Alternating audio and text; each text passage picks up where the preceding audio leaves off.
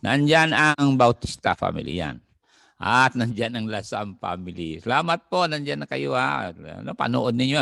Kayo mga adults, please lang magpadala pa rin kayo ng inyong awit. Ha? May dagdag dun sa awit nyo ha. O nga pala, may nagtanong, ano daw awit ng mga adults? Mga adults, anong awit nyo? I don't know. Ayun, yun ang title daw. I don't know. About tomorrow pala. So, ihabol ninyo yan ha. Dahil willing heart naman kayo, di ba? Okay, so puta tayo ulit sa lesson natin. And ito ang bilin ni King David sa kanyang anak na susunod na maging hari. Kaya punta tayo sa counsel niya. Yung advice niya sa kanyang anak sa 1 Chronicles chapter 28, 9, and 10. 1 Chronicles 28, 9, and 10. Ito ang advice. Mga anak, pakinggan yung advice ng mga magulang. Ito ang advice kasi Pakinggan natin 9 and 10 ng 1 Chronicles chapter 28. And welcome uli sa mga Blesteros Chopilo family, mga Darisans family, Gerardo Millante family, at Sir Rojas, sama si Ralph at saka si Joanne. Mga bata o bata pa lang nandito na nakapicture. And thou, Solomon, my son, sabi ni King David, know thou that God, the God of thy father, and serve him with a perfect heart and a willing mind. For the Lord searcheth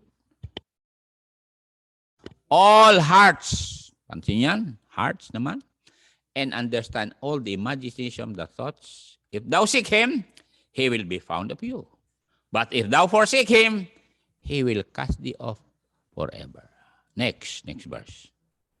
Take heed now, for the Lord had chosen you to build an house for the sanctuary. Be strong and do it. Tingnan niyo na. Kaya kayo na pinili ng Diyos to further His kingdom. Be strong. Palakas kayo. Huwag kayong matinag. Mga trials na yan. Remember, no accident in life. Yung dumaan sa buhay natin at dinaanan natin. Malinaw ho yan sa Bible. How God led the Israelites through the wilderness to make them prepare for the blessings ahead. Kasi kung hindi ka malakas pagdating ng blessing, hindi gayahin natin mga Israelites na nung marami silang blessing, ano nangyari? Sa Hosea 13:6. Tingnan natin. Basahin ninyo kasi delikado ito. Pag dumating mga blessings, may mga tao bumating blessings, diba? Nag-abroad, tapos mabuti ang mga nag-abroad ng kapatiran natin, hindi nakakalimot. Yung iba no sa abroad, wala na. Nihoy-nihay. Pati panood nga sa ating live streaming, wala. Okay, basahin ninyo.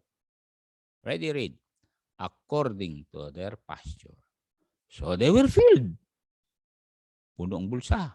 They were filled and their heart was exalted. Nagpataas. And anong result? Dahil na tumutok sila dun sa blessing, hindi dun sa nagbigay ng blessing. Ano nangyari? Therefore have they forgotten me. Huwag naman natin kalimutan ng Diyos. Kaya sabi ni King David kay Solomon, yung puso mo anak, ayusin mo yan. Kasi, remember the quotation, the heart of the problem is the problem of the heart. And once na inayos ng Panginoon ang puso natin, dahil we open our heart's door for Jesus, di ba? Kaya kayo dyan na nanonood na hindi pa saved, kaya nagkakagulo-gulo ang buhay nyo dahil you did not yet open your heart for the King of Kings, the Savior of the world, to come and sit down on the throne of your heart. Kaya kung hindi pa, gawin ninyo ang Revelation 3:20. Ito ay para sa mga nanonood sa television na hindi pa saved. Kung saved na kayo, thank God. Pero kung hindi pa kayo nanood na save, why? Why not invite Jesus? Tell him, come into my heart, Lord Jesus. I open my heart's door for you. Ano sabi niya? Behold, sabi ni Lord Jesus Christ, this is His last plea sa church age. Kasi Revelation 3:20 na nga ito Behold, I stand at the door and knock. If any man hear my voice and open the door, I will come into him and will sup with him and he with me. There will be a union between you and Christ when you open your heart's door for Him for salvation. Diba? Sabi ng Bible, if any man be in Christ, he is a new creature. So the moment you accept Jesus Christ, you will be in Christ and Christ in you, the hope of glory. You see? So, tapos na tayo sa willing heart. Punta na tayo sa Judges 6, ayun, 22 to 24. Punta tayo sa another heart of Gideon. Okay? So, willing heart muna. Thank God nga sa mga willing hearts. Bakit? Bay, nag-expand tayo ng husto. And thank God, sabi ko nga na ginagamit tayo, ha, mga kapatid. At ginagamit kayo. Ready? 22. Okay, ready, read. And when Gideon perceived that he was an angel of the Lord, Mantakim nag-utos sa kanya, angel of the Lord. Gideon said, Alas, O Lord God, for because I have seen an angel of the Lord face to face. And ito ang assurance sa ating lahat sa verse 23. And the Lord said unto him, Peace be unto you, fear not. Bakit? Thou shalt not die. Kaya raos tayo sa COVID, di ba? At darating man yung Omicron na yan, makakaraos din tayo. Ay, mag-rapture na, di ba? Okay, next verse. Alam mo ginawa ni Gideon? Para talagang makita ang puso niya. Ano sabi niya? Then Gideon built an altar there unto the Lord and called it, The Lord give peace, Jehovah Shalom. And to this day, it is yet in Ophrah of the Abiezrites. And it came to pass the same night that the Lord said unto him, Take thy father's young Balak, even the second Balak of 7 years old, and throw down the rebulto ni Baal. Kaya lahat ng rebulto natin, alisin natin. That thy father hath, and cut down the grove that is by it. Ibig sabihin, wala na tayong ibang Diyos, kundi ang Panginoon. So anything that goes between you and your God, maaaring business mo yan, pera mo yan, yan ang Diyos. You see? So, anyway, tapos na. Tuloy lang natin covetousness later. Pero punta tayo dito sa tinatawag na God-given heart or divine heart. Yan ang nailagay sa puso ni Gideon when he opened his heart for God. Meron na siyang God-given heart. You see? Kasi heart natin dati, sabi ng Bible, tigas, ganun, tigas. Kaya tigas ulo natin. O, self-will tayo. Pero when we open our heart for Jesus, God will give us a divine heart or God-given heart. 1 Samuel 10:9. Tingnan natin to. Nanonood si Sir Renato Cruz. Salamat po sa inyo na nanonood sa live streaming natin. Okay, nandyan kayo sa 1 Samuel 10:9. Ito yung God-given heart. You see? Ready? Read. And it was so, when he had turned his back to go from Samuel, God gave him what? Another heart. And all those signs came to pass that day. You see? Si King Saul, when he submitted to God and opened his heart for God and the ministry of God, God gave him a heart. Nagkaroon ng ibang perspective sa buhay. Dati-dati. Ang alam lang ni Saul ay materialism. O ganun yan, di ba? Ganun din tayo nung araw. At nangyayari doon, more on material things, pampakitang gilas natin nun. No, mga kapatid, sapagkat sabi ng Diyos, a man's life consisted not in the things which he possess, you see, but your heart. Kaya nga, ang kita ko sa puso ng magulang namin, si nanay at tatay, ay ganito. Kasi doon sa aming village, halos tabi-tabi ang bahay. Dahil yun nga sa mga headhunting time, ay nakita ko pa yun nung bata ako yung mga bahay na talagang made of solid wall na kahoy. And then, dahil matanyag ang apelyido namin, na siyempre, daanan kasi yung bahay namin ay malapit sa daan. Alam niyo, one time, may mga taga-abra o kaya maaaring nanonood yung mga anak ng mga pinakain ng tatay at nanay namin. Marami sila, mga 16 sila. May daladali silang may sakit na ilagay sa tinatawag na credor ba? Oo. Yung maid of Ratan. And then, nagdiretso sila sa amin. Oo. At siyempre, pinapasok ng magulang namin. Kami, natulog na lang kami kusina kasi may main house, main bahay. Doon pinatulog ni nanay at tatay yung mga bisita. Pati may sakit. Ano ho. And then, alam ko, iba sila eh. Sabi ko, bakit hindi sila nag-cross? Yung pala, mga evangelical sila galing sa, galing dito sila sa Cagayan, and then dumaan sa Cabugao, and then dumaan dun sa amin kasi shortcut sa amin, Patagabra. And then, ginawa ni nanay, tatay, nag-usap sila, nagpatay sila manok, kumuha na, papaya, gano'n, nilaga. Si nanay naman, nagsaing malaking kaldero. Alam nyo, pinakain mga yon. And then madaling araw nagsaing uli si nanay. At nagparty uli ng manok para ipabaon sa kanila aakyat dun sa Mount Gayang kasi mataas yun. Para magpunta sila sa Abra. You see, mga kapatid, kaya ang magulang ko ay generous talaga. Kaya, salamat at gumawa ang Diyos ng paraan na generous pa rin tayo hanggang ngayon.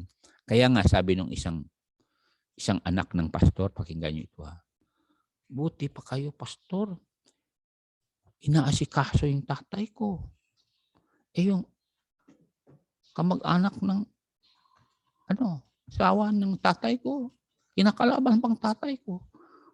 Katulad yan, pastor. Tinulungan niyo siya sa motor. Tulad yan, pastor. Tinulungan niyo siya sa lote. At building. Sabi ng anak, alam mo, pastor, sana ganyan din yung kamag-anak namin. Kamag-anak ng nanay ko. Alam niyo mga kapatid, yun ang masakit. You know why? Because meron silang, sabi ng Jeremiah 17:9, anong klaseng heart? Meron mga taong gano'n. Only Jesus can change our heart. Anong sabi ng Jeremiah 17:9? Karamihan ng tao ngayon ganyan eh. At tayo, wala tayong ganyan na heart. Anong sabi niya riyan? The heart is deceitful. Above all things, desperately wicked. And who can know it? Only the Lord. Kaya tayo, hindi tayo deceitful, hindi tayo mandaraya. Kaya nga, nung nagdala si Sister Ria para sa mga pastor, hindi ko binawasan yun. Though, ipinadala ko sa Palawan yung mga iba. Kasi, siyempre, kayo mga member, nagbayad dun sa fee, you see. Ganun ho yan, mga kapatid. Kaya nga, kung tuwa si Pastor Culyado, mantakin mo. Kung allowance siya rito, galing sa atin dito, 3,000.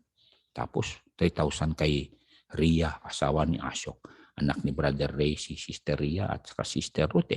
Tama kasi like children, like parents. Okay. Ganun ho yan. Katulad din, nagpadala sila Gerald at saka si Abby. Anong ginawa ko? Ni-share ko kay Pastor Hernandez para meron na silang bahay sa likod ng chapel nila sa Boundary Santa Maria at saka sa Enrile. Matakin mo yan. Bakit? Siyempre, as I said sa inyo, may bigas na kami. Madali na lang makakuha ng ulam. Marunong makuluto eh. Bilang ilang pirasong isda, himayin, magtabas ng sayote, igisa, ay buhay na kami. Okay. Buhay na pala ako. Hindi kami kasi wala pa akong asawa. At anyway, si Faith naman, nakikikwan lang yan. Kung minsan si Faith hindi na kumakain. Uminom lang tubig kasi gusto daw niya na. Kasi magiging maid of honor sa kasal ng pinsan niya sa San Jose City. Para magkasya daw pinatahi niya. Okay. Salamat sa Diyos. Kaya, si Faith, nagbabike yan gabi-gabi dito para lamang mabawasan. Okay. Anyway, salamat po. Anyway, tuloy natin ito. Punta tayo sa God-given heart. Deuteronomy 13:3 na natin to. Kaya kayo na tumanggap sa Panginoon, di ba? Noon, kayo ay madamot. Bakit ngayon kayo ay generous? Kasi nga, nagkaroon kayo ng bagong perspective na give and it shall be given. Hindi talo ang giver. Don't you know that? Hindi talo. You are not a loser if you are generous. Don't you know that? Ready? 13:3 ng Deuteronomy. Sayin natin. Thou shalt not hearken unto the words of that prophet. Kasi may mga mandaraya. Sabi sila lang daw ang totoo. Or that dreamer of dreams. Mga nananaginip na prophet ba? Tulad ni Ellen White. For the Lord your God proveth you to know whether you love the Lord your God with all your heart and with all your soul. Alam niyo, pasalamat ako sa mga membro na hindi lumipat. Tama. Hindi kayo lumipat nung kayo ay tinukso na. Lipat kayo kasi yayaman lang yan si Ligasi. Kapatid, at least napatunayan. At least nandiyan si Brother Ray nanonood. Alam naman ni Brother Ray yan. Ano? Dumami missions natin. Meron yun sa bagong mission, Brother Ray, doon sa Malumin at saka San Luis. O, totoo yan.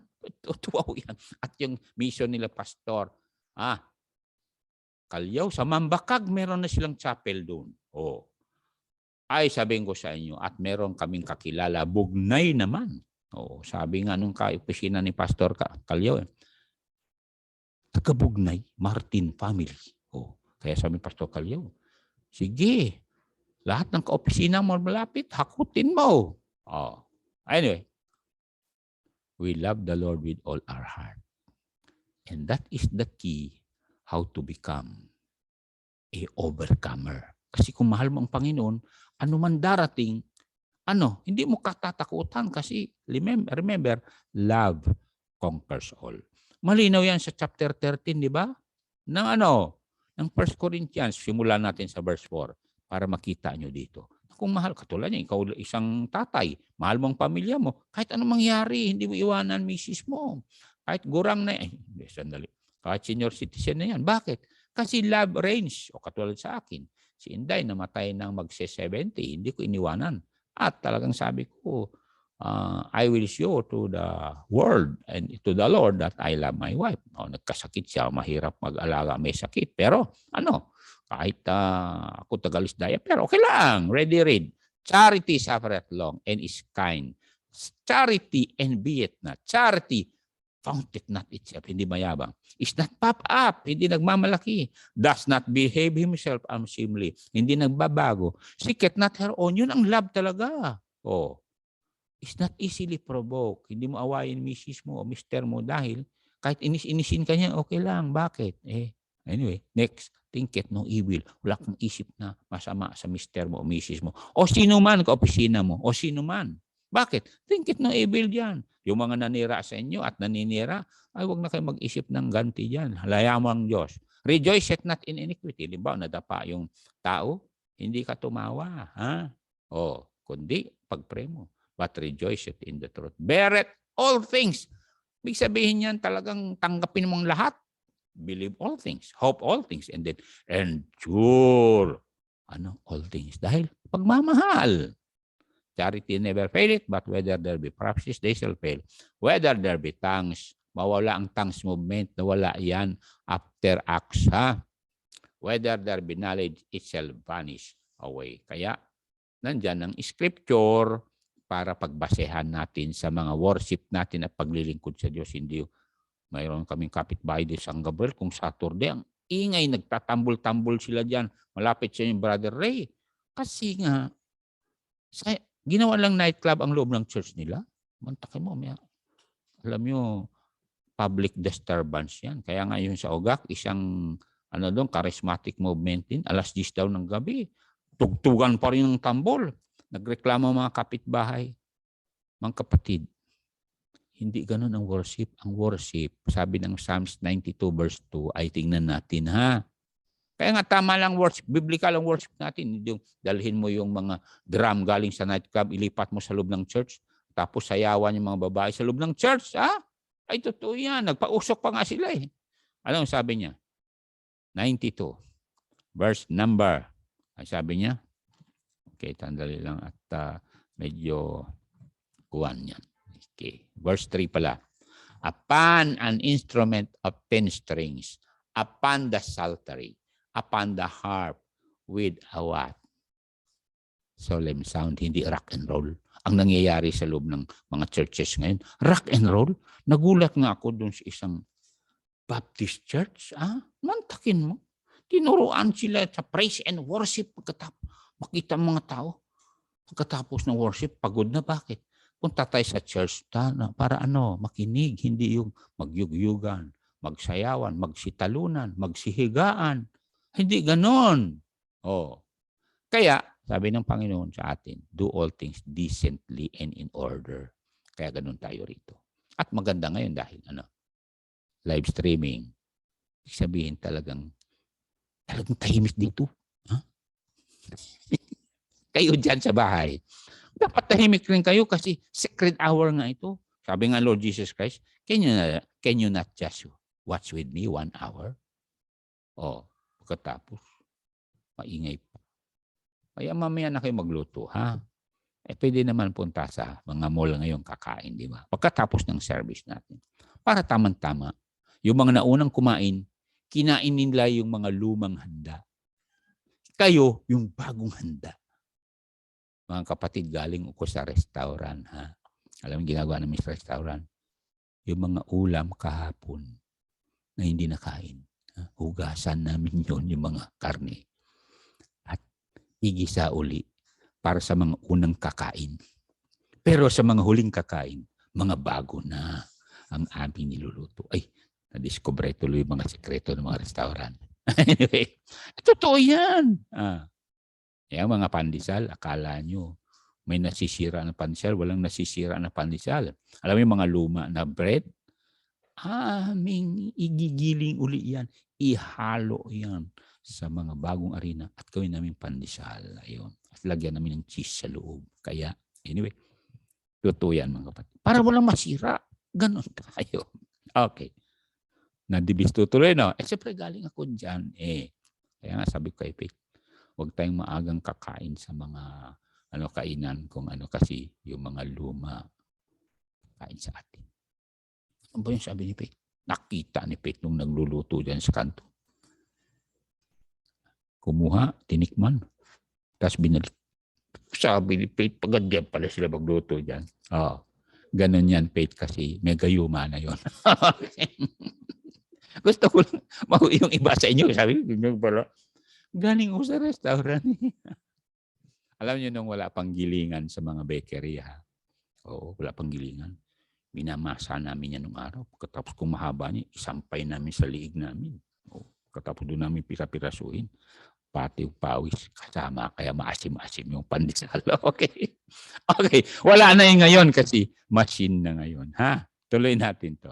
Punta pa tayo sa 1 Peter, 2 Peter 1:4. Tignan natin. 2 Peter 1:4. Yung divine heart.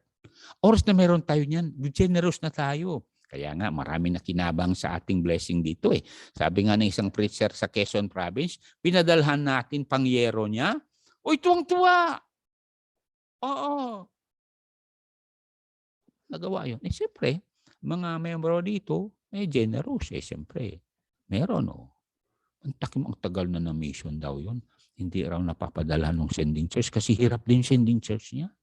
Tayo rito, siyempre, my cup run it over. Kita ko, may padala isang kapatid na nabigyan naman natin local, nabigyan na natin ang foreign. Padalahan natin, di ba? Ready? Hindi na kayo.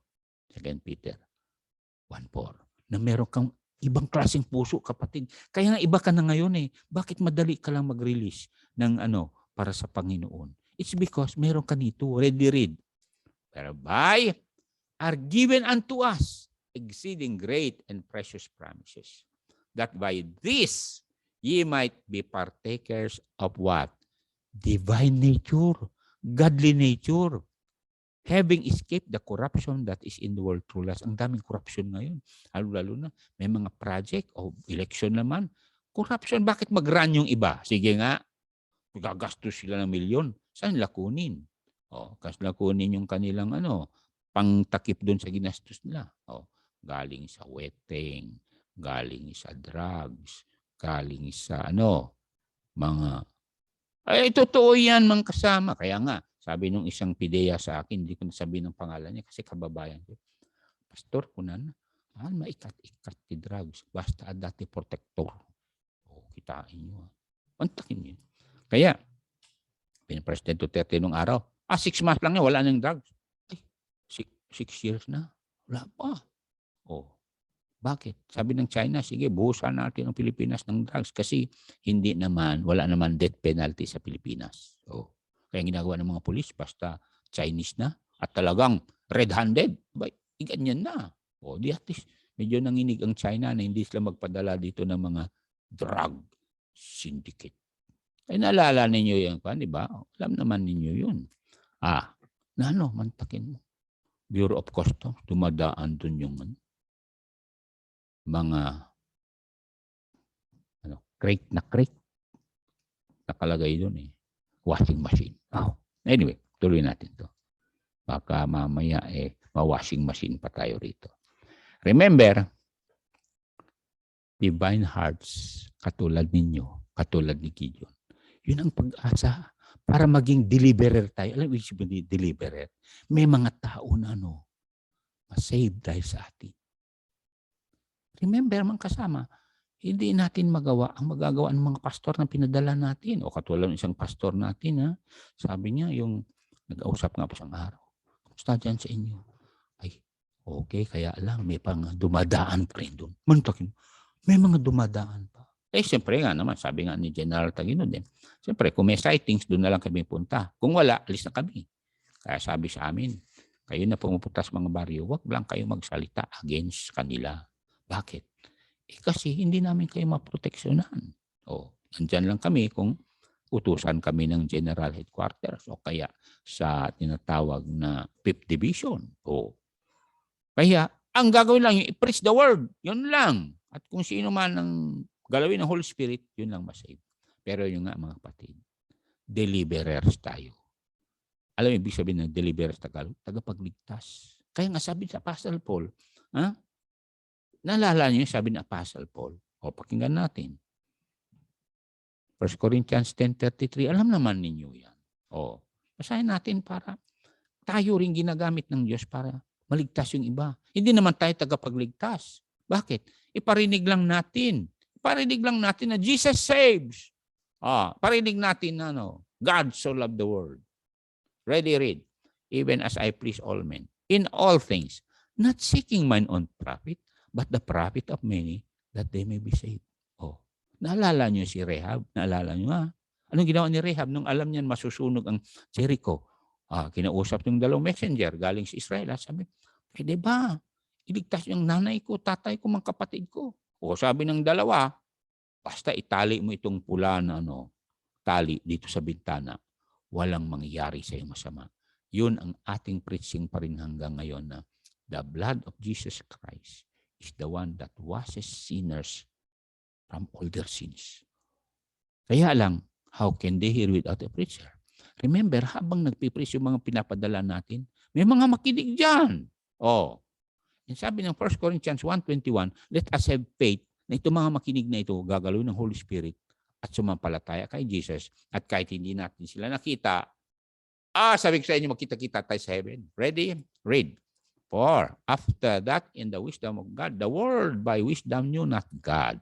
Totoo yan. Iba, deceitful heart ang word. Worldly heart. Pero sabi niya rito, it pleased God by the foolishness of preaching to save them that believe. Ganon yan. To save those who believe in the Lord Jesus Christ who died on the cross. Kaya balik tayo sa verse 18 para makita nyo na someone died on the cross. And when we preach, the one who died on the cross was buried and rose again. Ano sabi niya? For the preaching of the cross is to them that perish foolishness. Walang kabuluhan yan. Kasi sabi na, si Jesus nakapako pa sa cross. Kasi karamihan naman ng Jesus ngayon nakapako pa sa cross Kaya foolishness, nakuusapin mo yung nakapako sa cross. Pero sa atin, hindi nakapako sa cross. Natapos na. Nalibing na buhay muli. Kaya sabi niya, but unto us which are saved, it is the power of God. Dahil, naging overcomer ka? Lahat ng problema, na-overcome mo kasi you go to Jesus for prayer. And sabi ni Lord Jesus sa iyo, ask and it shall be given you. Seek and you shall find. Knock and it shall be opened unto you. For everyone that ask, receive. Di ba? Kayo nanonood pa kayo hanggang ngayon. Bakit? God extend your life dahil ang Diyos gusto niya gamitin tayo. Dahil nabigyan na tayo ng willing heart at nabigyan ng divine heart. You see? And because we have this divine heart, sabi ni Apostle Paul sa atin na tinuruan daw tayo ni Lord Jesus Christ sa Acts 20:35. Tingnan niyo ito. Kaya pinakamapalad daw tayo na alam natin ang gospel at na tumutulong 35. Tumutulong sa mga preacher of the gospel. Anong sabi niya rito? I have showed you all things, sabi na Apostle Paul.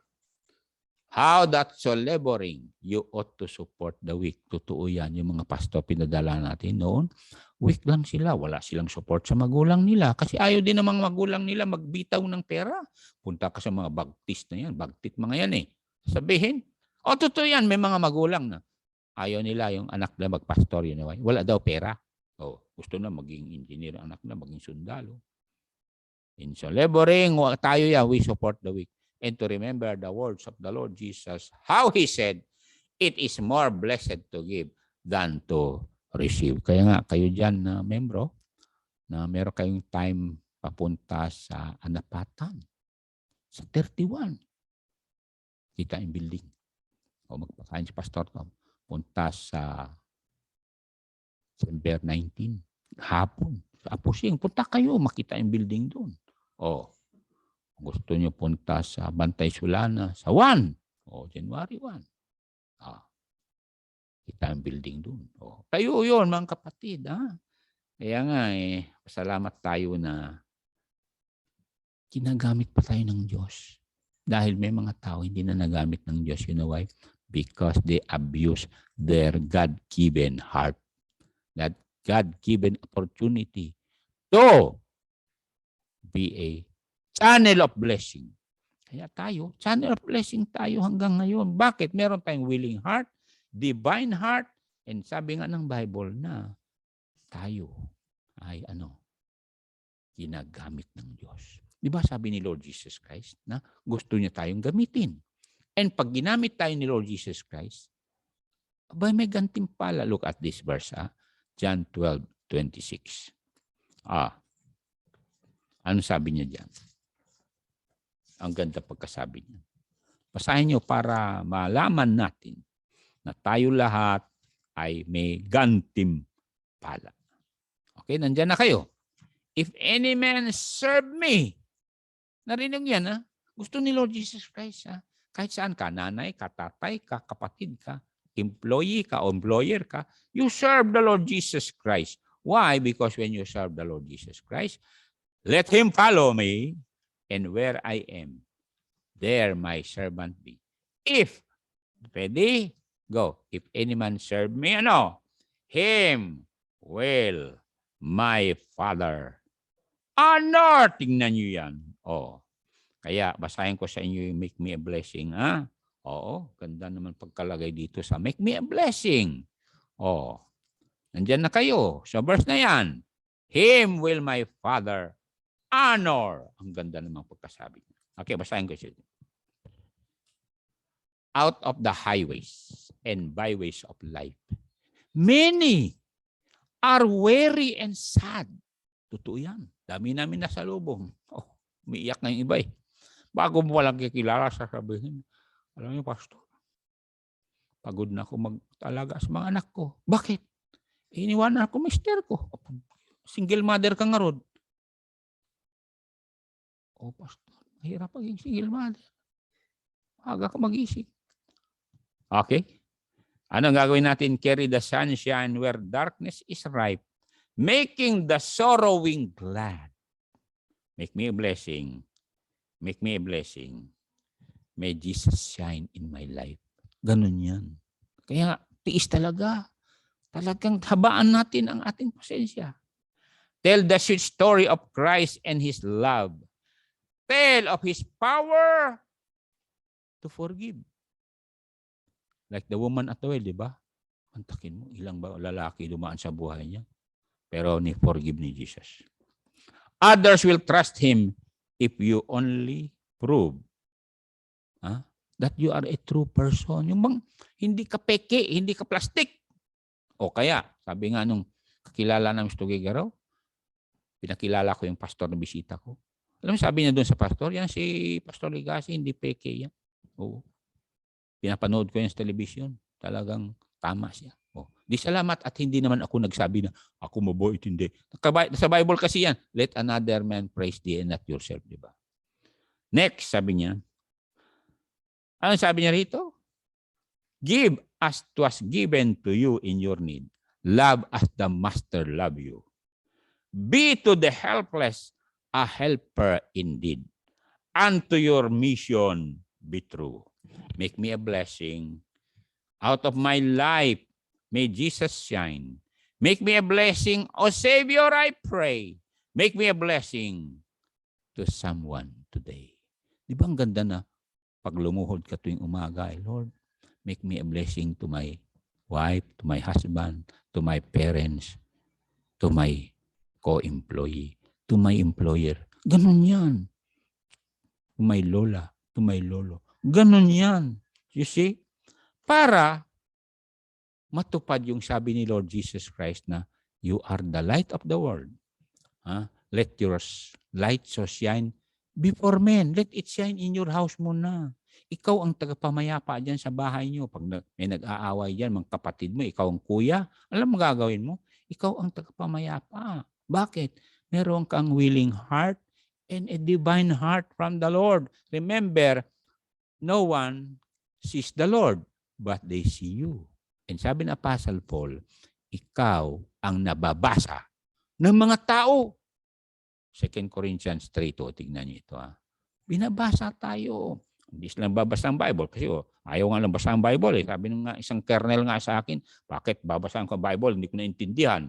Sinong binabasa nila? Di ikaw at ako. Ready, read. You are our letters or epistle written in our hearts. Tuloy nyo. Known and read of all men. Kala nyo walang nagbabasa sa buhay niya, mga kapitbahay niya, binabasa kung nagsisigawan kayo o not. O kayo umaawit kayo, tama lang na awit kayo, mga young ones. O mga mister, tulungan nyo yung mga misis nyo na aawit ng I don't know. Pastor, anong klaseng awit yan? I don't know nga eh. Kaya nagbibiruan kami la Doc Ruby Pearl at saka si Ma'am Dolor at saka sila Precious. Anong awitin ng mga ladies? Sabi ko, I don't know. I don't know, hindi nila alam. Ayun pala, may kadugtong, I don't know about tomorrow, but I know who holds my hand. Ganon ho tayo, ha? Alam niyo mga kapatid, when you reach the level of maturity, alam mo mag-maneuver kung may problema kayo. Bakit? Alam mo mag-pray. Remember, sabi ng Bible, sabi ng Diyos, di ba? We welcome Ma'am Naomi Taguba. Salamat po, tinuruan yung mga anak niyo to serve the Lord. Okay. Ito mga kapatid. Remember, yung telephone number ng Diyos, di ba? Alam niyo, di ba? Basahin natin uli yung telephone number ng Diyos. Yung cellphone number niya. At ang Panginoon, hindi busy ang line niya. Alam niyo, ang sakit ko minsan, tatawag kayo kasama niya at sabihin, cannot be reached. Kakahiya yun. Sabi ko, cannot be reached. Hindi yumayaman niya pala yung mga pastor. Tinatawagan ko, sabi ko. Pero sabi niya rito, call unto me. Sabi ng Diyos, and I will answer you.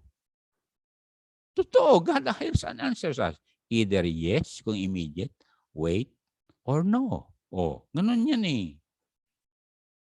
Call unto me and I will answer you and show you great and mighty things which thou knowest not.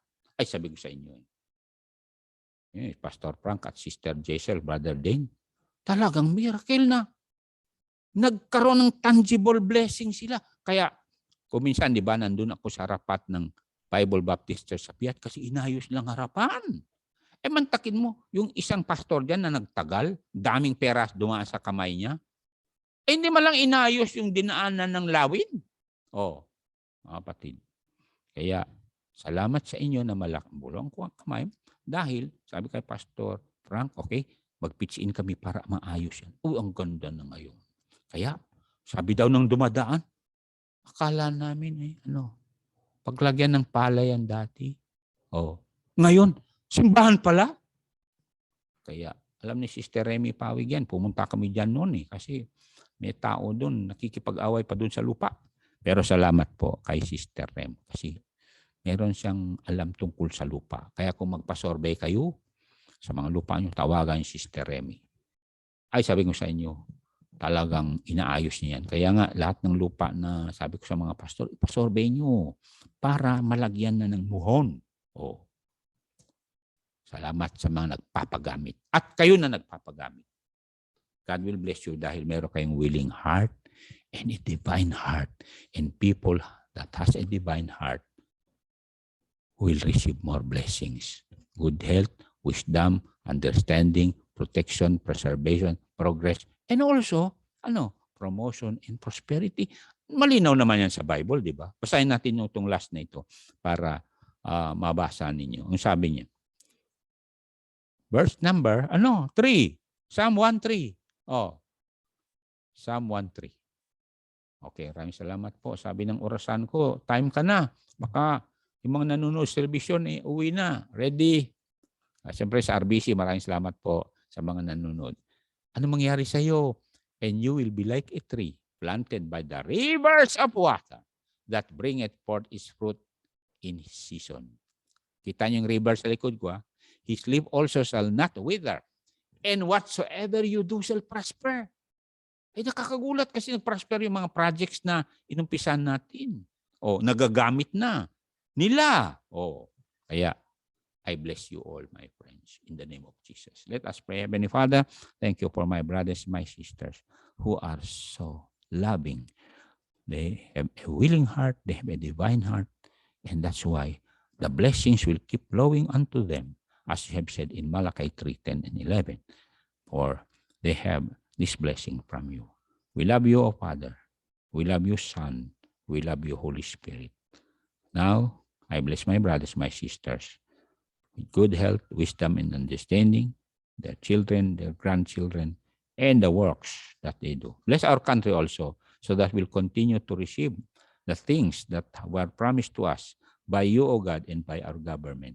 In Jesus' name, amen.